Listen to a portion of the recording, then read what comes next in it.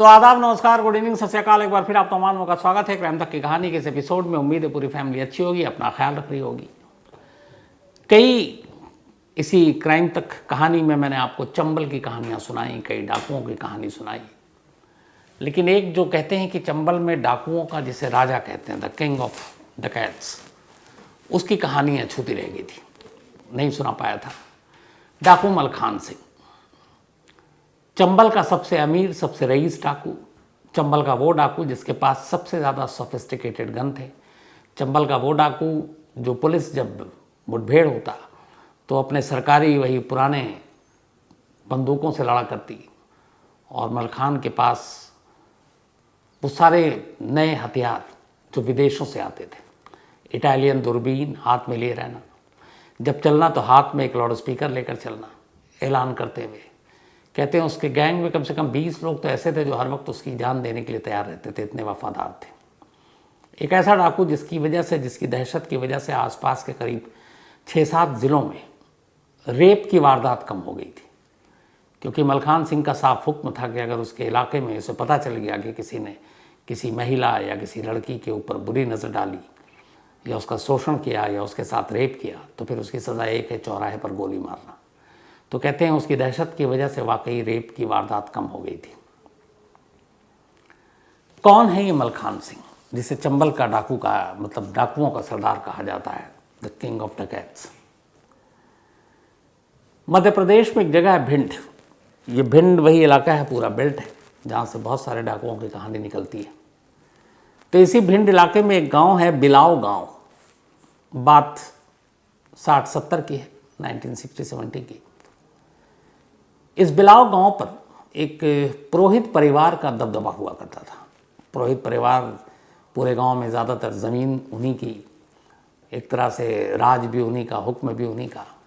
और ये पुरोहित परिवार इसलिए भी ताकतवर हुआ करता था क्योंकि इनमें से इसका एक रिश्तेदार उस वक्त मध्य प्रदेश की सरकार में मंत्री। तो मंत्री साहब का परिवार गांव में, गांव की ज़्यादातर ज़मीन पर उनका कब्ज़ा।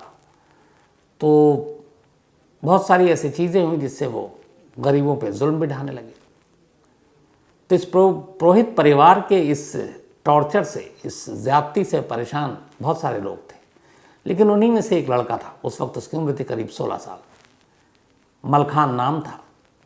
तो मलखान की दिक्कत ये नहीं थी कि बाकी सब पुरोहित परिवार क्या करता है। उस गांव में एक मंदिर, और उस मंदिर की बहुत बड़ी जगह थी, करीब 100 बीघा ज़मीन पर वो मंदिर था, और उस मंदिर की ज़मीन पर भी पुरोहित परिवार ने कब्जा कर रखा था। मलखान को लगता था कि भगवान और मंदिर, इन पे सभी का हक है, बराबर का हक है, तो इस मंदिर पर क्यों कब्जा एक परिवार का।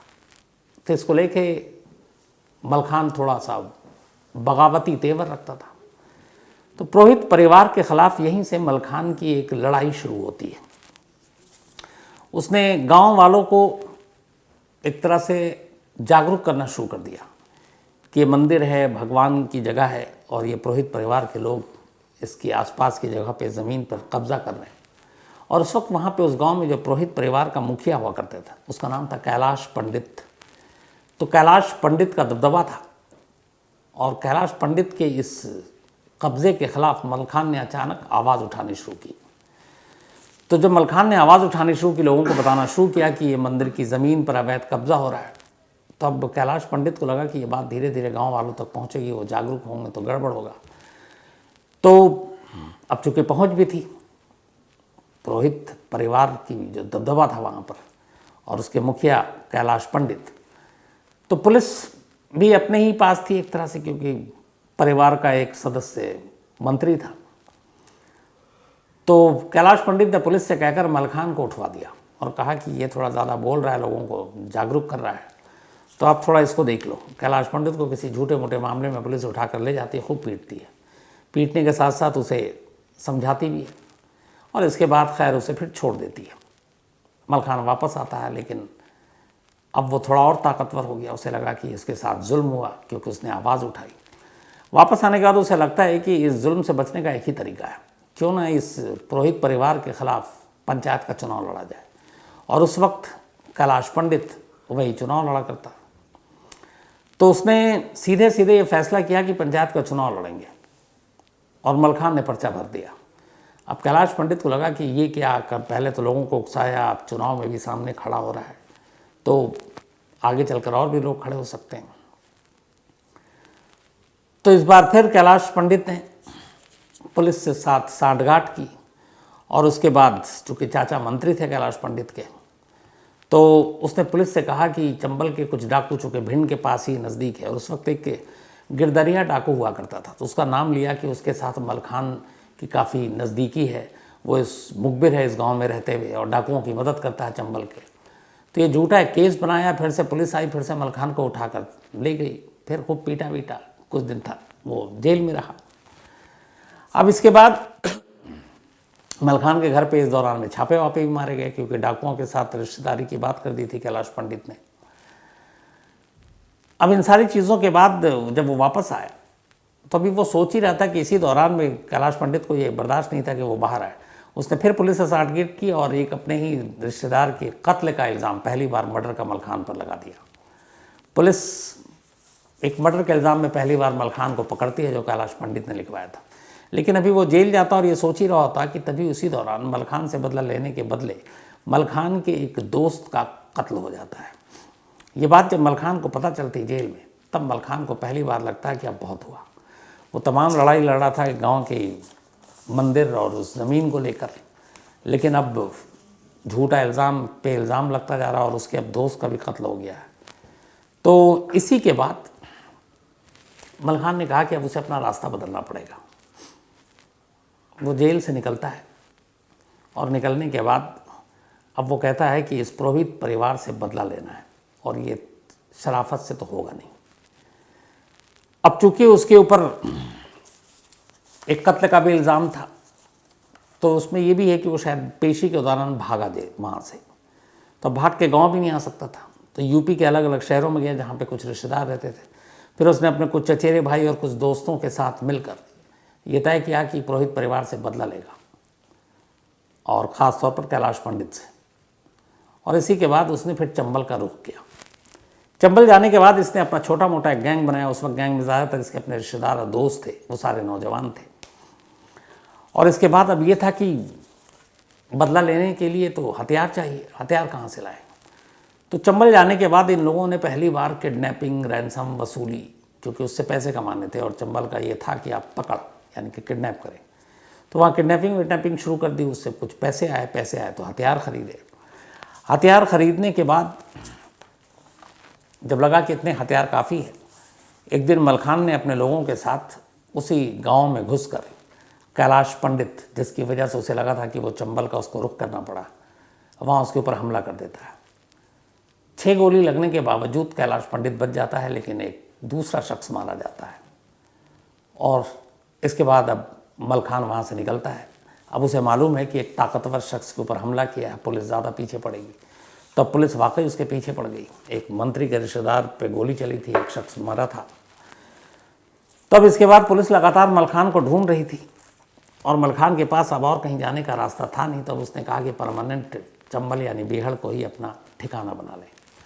लेकिन उसे लगा कि ये सिर्फ मामूली हथियारों के बल पर वो यहाँ पे राज नहीं कर सकता। अब उसने इसके बाद आनन फानन में बहुत सारी किडनैपिंग शुरू कर दी। कहते हैं कि चंबल के इतिहास में इतने कम वक्त में किसी डाकू ने इतनी किडनैपिंग नहीं की होगी, बहुत सारे डाकुओं के गैंग ने मिलकर, जो अकेले मलखान ने कम वक्त में कर दिया, क्योंकि उसे पैसा चाहिए था और उसे ये बात पता थी कि उसका अभी तक मेन दुश्मन बाकी है, और ये बात उसे बहुत एक तरह से गुस्सा दिला रहा था। तो उसने बहुत सारे किडनैपिंग कर डाले, और कहते हैं उससे लाखों रुपए कमाए। और अब तक उसकी अब टीम जो है करीब 100 लोगों की टीम हो गई थी। चंबल में बड़े कम डाकू ऐसे हुए जिनकी 90-100 लोगों की टीम हो। तो उसने कम से कम 90-100 लोगों की टीम बना ली, और अब धीरे धीरे इतनी ज़्यादा पकड़ होने लगी कि लोग उन इलाकों में शाम को निकलते हुए, बड़े बिजनेसमैन, व्यापारी, जो थोड़े बहुत ठीक ठाक पैसे वाले, निकलते हुए डरने लगे, अपने बच्चों को निकालते वक्त डरने लगे। तो एक साथ 3-3 स्टेट, मध्य प्रदेश, राजस्थान और यूपी में अब मलखान का दबदबा हो गया था। उसकी गैंग भिंड, मुरैना, इटावा, जालौन, आगरा, धौलपुर, इन सब जगहों पर एक्टिव थी, इन 5-6 जगहों पर खास तौर पर। अब जब इतनी सारी किडनैपिंग की तो फिर पैसे आए, पैसे का मकसद एक ही था।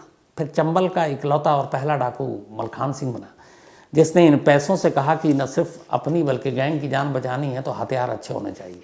और उसने देखा था एमपी और राजस्थान और मध्य प्रदेश या यूपी पुलिस के पास किस तरीके के हथियार हैं। तो उसने सबसे पहले सेल्फ लोडिंग अमेरिकन राइफल मंगाई। अमेरिकन राइफल के अलावा इटालियन दूरबीन मंगाई, क्योंकि जो चंबल है वहाँ के ऊपर पहाड़ियों पे, पगडंडियों पे दूर से पुलिस की एक्टिविटीज़ या बाकी लोगों के ऊपर नज़र रख सके, तो उसने इटालियन दूरबीन मंगाई। इसके अलावा उसके पास AK-47 कार्बाइन जैसे हथियार थे, और इधर पुलिस के पास वही पुराने बाबा आदम के ज़माने के हथियार थे। 3 हथियारों के आने के बाद अचानक मलखान का हौसला, मलखान के गैंग का हौसला बढ़ा, और ये लोग अब बहुत ताकतवर हो गए। अब जैसे जैसे वो ताकतवर हो गए, मलखान का हर तरफ नाम होने लगा। तो उस वक्त भी चंबल में और भी बहुत सारे अलग अलग गैंग एक्टिव थे डाकुओं का। तो उन्हें जलन होने लगी मलखान से कि हम भी चंबल में हैं, लेकिन ये अभी अचानक आया और ये इतना बड़ा नाम हो गया, इसके लोगों से अब डरते हैं लोग नाम से और पैसे देते हैं।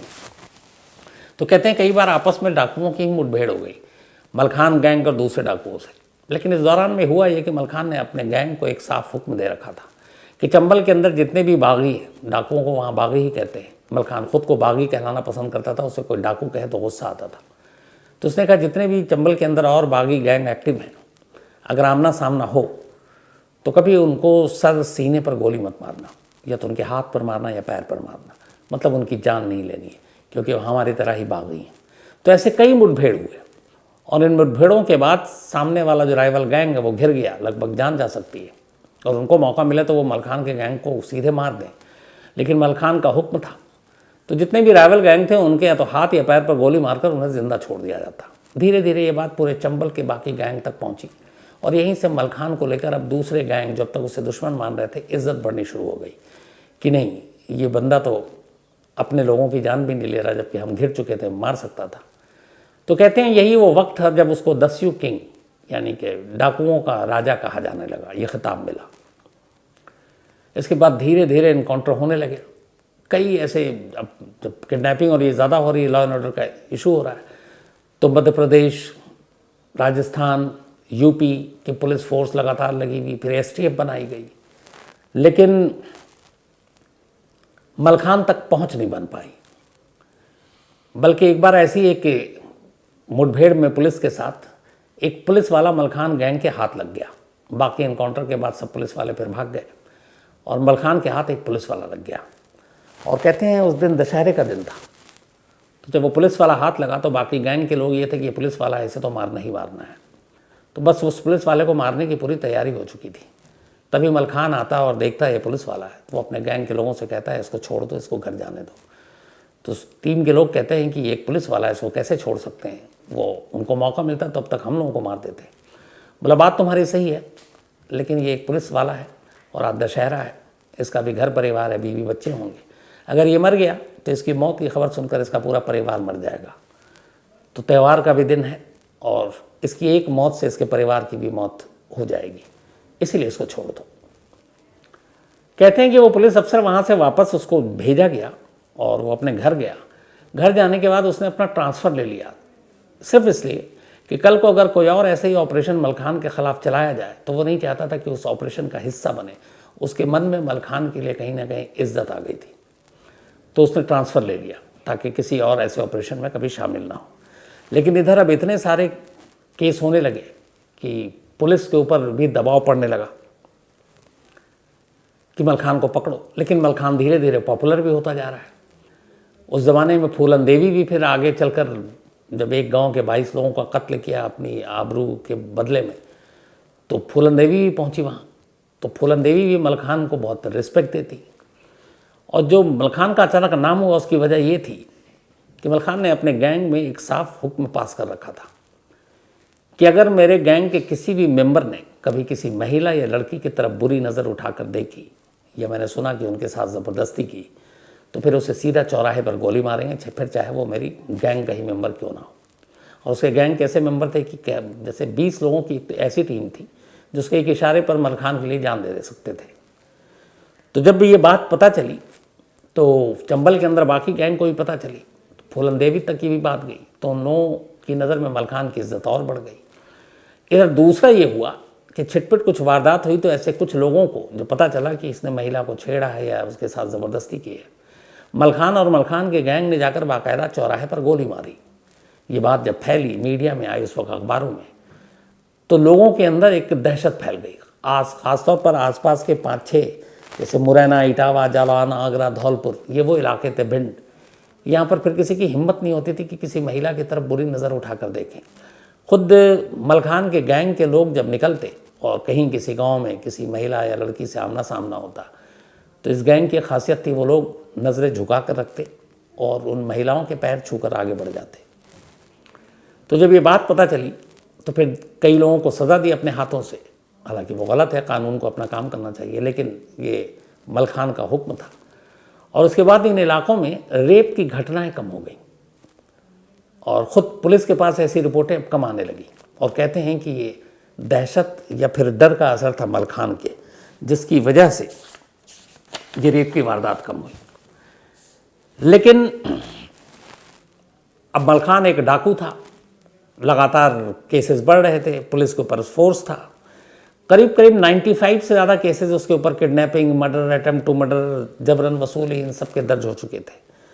तो अब सरकार को भी लगा कि कुछ करना चाहिए। मध्य प्रदेश, राजस्थान और यूपी, तीनों ही राज्य की सरहद पे वो एक्टिव था।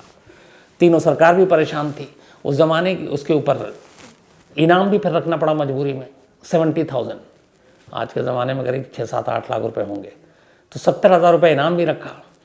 फिर 3 स्टेट को मिलाकर पहली बार एक स्पेशल टास्क फोर्स यानी एसटीएफ बनाया गया, जो सिर्फ मलखान के लिए। इसमें यूपी, एमपी और राजस्थान की पुलिस फोर्स शामिल थी।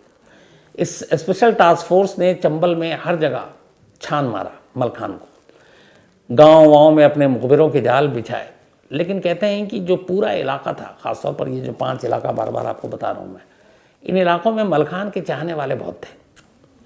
कोई भी मलखान के ख़िलाफ़ बोलने को तैयार नहीं था। और यही पुलिस और एसटीएफ की नाकामी थी कि मलखान की मूवमेंट, मलखान का गांव जाना, किसी शादी ब्याह में अटेंड करना, ये सारी चीज़ें होती थी, लेकिन कोई खबर देने को तैयार नहीं था और मलखान के ख़िलाफ़ कोई मुखबरी करने को भी तैयार नहीं था। तो एसटीएफ लगातार महीनों लगी रही, बहुत सारे पैसे खर्च हुए, लेकिन कोई फ़ायदा नहीं हुआ। हालांकि इसमें सेंट्रल गवर्नमेंट उस वक्त थी, उसकी भी मदद थी एसटीएफ के साथ काम करने के लिए। जिंदा या मुर्दा पकड़ने का भी ऐलान कर दिया गया, लेकिन एसटीएफ की टीम मलखान तक नहीं पहुंची। इसी दौरान अब भी जिस वजह से मलखान मलखान बना था, उसका पहला दुश्मन कैलाश पंडित, अब तक जो पहले बार गोली चली वो बच गया, वो अभी तक हाथ नहीं आया था। आखिरकार लंबे वक्त के बाद फिर एक दिन मलखान को खबर मिली कि कैलाश पंडित गांव में आया हुआ है, उसी बिलाव गांव में। इसने अपने पूरे लोगों के साथ गांव पर धावा बोला और धावा बोलने के बाद कैलाश पंडित को गोली मारी। और इस तरीके से जिस दुश्मनी के चलते वो चंबल तक पहुंचा था, उस दुश्मन को इसने मार डाला। कैलाश पंडित की मौत के बाद एमपी में फिर हड़कंप मचा, क्योंकि कैलाश पंडित एक अच्छे खासे मतलब दबंग परिवार से। तो फिर ये वो सवाल उठा पुलिस पे, प्रशासन पे। तो उस वक्त अर्जुन सिंह मध्य प्रदेश के मुख्यमंत्री हुआ करते थे। इत्तेफाक की बात है, जब भी कोई बड़ा डाकू जिसने सरेंडर किया, वो शायद एक मुहिम स्कीम ही चल रही थी, जैसे फूलन देवी, तब भी अर्जुन सिंह चीफ मिनिस्टर थे। तब कैलाश पंडित की मौत के बाद अब ये लगा कि मलखान सिंह तो इसलिए डाकू बना था, तो अब उसका मिशन तो पूरा हो गया, तो अब ख़त्म होना चाहिए। लेकिन उसका एक काम अब भी अधूरा रह गया था। 2 चीज़ों की वजह से उसने चंबल का रुख किया था। एक, कैलाश पंडित उस पुरोहित परिवार का वो मुखिया, जिसके आतंक की वजह से वो कई बार बेकसूर होते हुए जेल गया। और दूसरा, वो गांव का वो मंदिर 100 बीघा में जो था, जिसके ऊपर कब्जा कर रखा था, पुरोहित परिवार का कब्जा था। और मलखान चाहता था कि ज़मीन पूरे गांव वालों के हिसाब से हो, उनके लिए, मतलब ये सभी का हक हो इस पर। तो कैलाश पंडित को तो मार डाला, बदला पूरा कर लिया, लेकिन मंदिर का और ज़मीन का मसला अभी हल नहीं हुआ था। इत्तेफाक से इसी दौरान मलखान चूँकि इतना ज़्यादा चंबल का सबसे बड़ा डाकू, किंग ऑफ डाकू हो गया था, तो बहुत सारे मीडिया की भी नज़र थी। तो कुछ अखबार, उस वक्त टीवी न्यूज़ चैनल इतना था नहीं, तो कुछ अखबार के रिपोर्टर उस ज़माने में मलखान की तस्वीरें लेने, इंटरव्यू लेने के लिए अपने अपने सोर्सेस के ज़रिए चंबल पहुंचते हैं। और उसमें ख़ासतौर पर 3 जर्नलिस्ट थे। वहाँ जाकर मुलाकात की, बात की, उसके बाद वापस आते हैं, रिपोर्ट करते हैं। फिर इसी दौरान उन्हें पता चला इस मंदिर और ज़मीन के बारे में, उन्होंने सवाल किया था। तो सरकार तक ये बात पहुंचती है कि मलखान का मेन दुश्मन तो मारा गया, लेकिन वो ज़मीन का विवाद अब भी कायम है, और जब तक ज़मीन का विवाद कायम है मलखान मतलब हथियार नहीं डालेगा। तो अब इन तीनों पत्रकारों के ज़रिए ये मीडिएटर बने और एमपी सरकार ने फिर बात की मलखान से, और इसमें उस वक्त सेंट्रल केंद्र में सरकार जो थी इंदिरा गांधी की सरकार थी, तो इंदिरा गांधी से भी सहमति ली गई। उसके बाद इन 3 जर्नलिस्ट के ज़रिए मलखान तक संदेश पहुंचाया गया। मलखान ने कहा कि ठीक है, अगर वो जो गांव की ज़मीन है, अगर वो 100 बीघा ज़मीन पुरोहित परिवार के कब्ज़े से आज़ाद करा दिया जाए तो मैं सरेंडर के बारे में सोच सकता हूँ। अच्छा, इत्तेफाक से उसी दौरान में एक एसएसपी भी आए थे, जो बहुत सारे डाकुओं का इनकाउंटर चल रहा था, और इसी दौरान में ये 3 जर्नलिस्ट सरकार से बात कर रहे थे। तो जब ये 100 बीघा ज़मीन के बारे में जो मंदिर की बात थी, और उसमें ये भी नहीं था कि मलखान चाहता था कि वो ज़मीन उसके नाम पे हो, वो चाहता था सिर्फ पुरोहित परिवार से मुक्त करा दिया जाए और उसका गांव वालों का अधिकार हो उस पर। तो इन 3 जर्नलिस्ट के ज़रिए मलखान से बातचीत होती रही, इंदिरा गांधी ने भी सहमति दे दी, और आखिरकार अर्जुन सिंह ने फिर ये बात मान ली। उन्होंने सारी ज़मीन के बारे में जो तफ्तीश थी, जांच कराई, और फिर पाया कि हाँ, इस पे गलत तरीके से कब्ज़ा हुआ है। तो मलखान की इस बात को कि पुरोहित परिवार के कब्ज़े से ज़मीन को छुड़ाया जाएगा, ये मैसेज दिया गया और कहा गया कि अब ये ज़मीन उनके कब्ज़े से ले लिया गया है। जब ये बात पहुंची मलखान तक, तो मलखान ने कहा कि ठीक है, मैं सरेंडर करने को तैयार हूँ। 15 जून 1982, 15 जून 1982, यही वो तारीख़ थी जो तय हुई कि मलखान अपनी पूरी गैंग के साथ वो हथियार डालेगा। इसके बाद कहते हैं उस दिन मलखान सिंह पहले माता दुर्गा की मूर्ति के सामने गया, वहाँ उसने अपने हथियार रखे, पूजा किया, और फिर एक मैदान में उसके आत्मसमर्पण का, ये सरेंडर का पूरा वो रखा गया था, जिसमें अर्जुन सिंह खुद थे मुख्यमंत्री। ये सुनकर कि मलखान सिंह यहाँ आने वाला है, सरेंडर करने के लिए आने वाला है, कहते हैं करीब 35,000 के आसपास भीड़ वहाँ पहुँच चुकी थी। पूरे ग्राउंड में भीड़ को संभालना पुलिस के लिए मुश्किल काम हो गया था। उनमें से ऐसे न जाने बहुत सारे पुलिस वाले थे जो खुद एक झलक मलखान की देखना चाहते थे। तो करीब 30-35 हज़ार की भीड़ की मौजूदगी में मलखान के तमाम गैंग मेंबर ने एक एक करके वो सोफिस्टिकेटेड, वो उस वक्त के आधुनिक हथियार रखे और फिर अर्जुन सिंह के सामने सरेंडर किया। इस सरेंडर से पहले मलखान सिंह ने कुछ शर्तें रखी थी। एक ये कि उसे या उसके गैंग के किसी भी मेंबर को अब तक किए गए उसके किसी भी जुर्म के लिए सज़ाए मौत नहीं दी जाएगी। बाकी आप मुकदमा चलाओ जो भी है, लेकिन आप फांसी की सज़ा नहीं दोगे और उनके परिवार को तंग नहीं करोगे। ऐसी कुछ और शर्तें थी। इसके बाद इन शर्तों को माना गया। इन लोगों के सरेंडर के बाद इन सभी लोगों को कुछ दिनों तक वहाँ एक ओपन जेल में रखा गया और फिर जो करीब 94 केस थे, वो केस का मुकदमे की शुरुआत हुई। लेकिन चूंकि उस वक्त एक चल रहा था कि एक सुधार कार्यक्रम, तो इसमें बहुत सारे में तो ज़्यादातर केस में कोई गवाही नहीं आया, सबूत तो थे ही नहीं। तो करीब 6 साल तक जेल में रहने के बाद 1982 में ये हुआ था और 89 में मलखान जेल से रिहा हो गया। करीब 6 साल टोटल जेल में रहा। जेल से रिहाई के बाद वो बाहर आया, फिर वो अपने परिवार के साथ रहा। फिर उसने धीरे धीरे राजनीति का रुख किया। उसने चुनाव भी लड़ा, हालांकि हारा। और अभी जिस गांव से ये पूरी दुश्मनी की बुनियाद शुरू हुई थी, ये कहानी अभी ताज़ा ताज़ा उसी गांव पर आकर ख़त्म हो रही है। वो इसलिए कि इस गांव को पुरोहित परिवार के कब्ज़े से मुक्त कराना, गांव की 100 बीघा ज़मीन को आज़ाद कराना, ये लक्ष्य था मलखान का। और ज़मीन आज़ाद हो गई। पुरोहित परिवार का जो उस वक्त कैलाश पंडित, उसको खुद ही मलखान ने मारा। और अब उस गांव की मुखिया, सरपंच, मलखान की बीवी, वो भी निर्विरोध, यानी कोई सामने खड़ा ही नहीं हुआ लड़ने के लिए। और मलखान ने ये वादा किया, मलखान इस वक्त अभी भी वहीं है, और कि वो इस गांव का पूरा नक्शा बदल कर रख देगा और किसी को कोई तकलीफ़ नहीं होगी। सड़क से लेकर पानी, हर चीज़ इस गांव की बेहतर होगी। तो मलखान की पत्नी इस वक्त सरपंच इस गांव की। तो ये थी कहानी। तो कहानी का सिलसिला खत्म करूं उससे पहले वही अपना सिलसिला। आज भव्या का जन्मदिन है, तो हैप्पी बर्थडे भव्या। और ये निखिल प्राशर ने भेजा है। इसके अलावा अमृत वर्मा का भी आज जन्मदिन है, तो हैप्पी बर्थडे अमृत। और विकास वर्मा ने भेजा है, विकास वर्मा जी के बेटे हैं अमित वर्मा। इसके अलावा भूपेंद्र कौर, इनका भी आज जन्मदिन है, तो हैप्पी बर्थडे भूपेंद्र जी। और ये गगनदीप सिंह जी की मदर हैं और 24 को इनका था, तो बिलेटेड हैप्पी बर्थडे। साथ ही गौरव यादव ने कहानी की फरमाइश की है। इसके अलावा साहिबजीत सिंह ने कहानी की फरमाइश की है। नवनीत भाई रे टोरंटो से, थैंक यू सो मच आपके मेल के लिए। Prachi Jha, thank you so much Prachi, इन्होंने कहा कि ये डिस्कवरी देख रही थी, उसमें कहीं मैं इनको दिखाई दे गया। वो सीरीज़ इंडियन मुजाहिदीन पे एक बनी है शायद, बट थैंक यू। इसके अलावा सामर्थ Singh, thank you so much आपके मेल के लिए। अंशुली श्रेया एक कहानी की फरमाइश की है। आदित्य पाल, इसके अलावा हासिब तरीन, ये जर्मनी में रहते हैं, इन्होंने कहा कि आप पठान देखिए, देखकर मुझे बताइए। तो अभी कहाँ छुट्टी, कहाँ जब टाइम मिलेगा तो ज़रूर देखूंगा, बट अभी से कुछ पता नहीं है।